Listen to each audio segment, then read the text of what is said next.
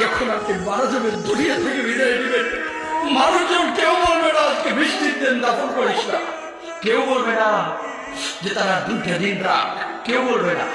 কবরের মধ্যে যখন নিয়ে যাওয়া হবে, আপনার স্ত্রীর কথা মনে পড়বে, আপনার সন্তানের কথা মনে পড়বে, আপনার বাবার কথা মনে পড়বে। সবচাইতে বেশি কষ্ট আপনাকে যে জিনিসটা দেবে, কি নিয়ে কবরে ঢুকলাম, কেন সুদ খাইছিলাম, কেন ঘুষ খাইছিলাম, কেন কবরের জিন্দগির জন্য প্রিপারেশন দিই নাই। দুনিয়ার জিন্দগিতে একটা মামলায় ফেসে গেলে সুপ্রিম কোর্টে যাওয়া যায়, উচ্চ আদালতে যাওয়া যায়। আখিরাতের জিন্দগিতে কোনো মামলায় ফেসে গেলে পালাবার কোনো আর পথ নাই।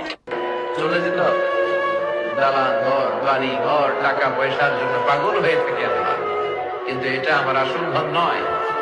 যে গোসলখানাটারে আমি এত সুন্দর করে টাইলস করে ইটালিয়ান ফিটিংস দিয়ে বানালাম, আমার জীবনের শেষ গোসলটা কি ওই গোসলখানায় হবে? কথা বলে, যেখানে লাশ ধোয়ায় ওইখানে আমার গোসল হবে। এগুলো আমরা ভাবতে চাই না। কবরের জীবনটা আসল জীবন। কবর জগতে কোনো রং নাই, কবর জগতে কোনো স্বাদ নাই, কবর জগতে কিচ্ছু নাই, মাটি আর মাটি। হ্যাঁ, যদি আপনি মালিককে খুশি করে যেতে পারেন, অন্ধকারটাও আলোকিত হয়ে যাবে। আপনার কবরের চিন্তা আপনি করেন, আমার কবরের চিন্তা আমি করব। আপনি আমাকে বেশি থেকে বেশি উৎসাহ দিতে পারবেন। ভাইয়া, কবরটা সাজাইলা, সারা জীবন শান্তিতে থাকতে পারবেন।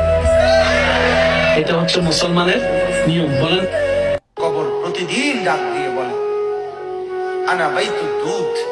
প্রত্যেকের কবর প্রত্যেককে ডেকে বলে, ও আল্লাহর বান্দা, জানো আমি পোকামাকড়ের ঘর, পোকামাকড়ের ঘর। তুমি তো সেই বান্দা যে একটা মশা কানের পাশ দিয়ে উড়ে গেলে তোমার ঘুম বন্ধ হয়ে যায়, চোখ মিলে যায়।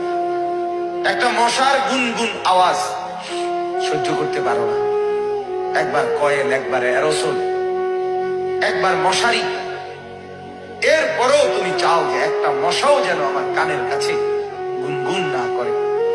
তো 5 ঘন্টার ঘুমের জন্য, 6 ঘন্টার ঘুমের জন্য বান্দা এই যত্ন নিলা, অনন্তকাল কিংবা বছরের পর বছর কবরের যে ঘুম দিবা, পড়ে থাকবা সেই ঘরে, পোকা মাকড়ের ঘর, সেই ঘরে তুমি ঘুমাইবা কেমনে, থাকবা কি?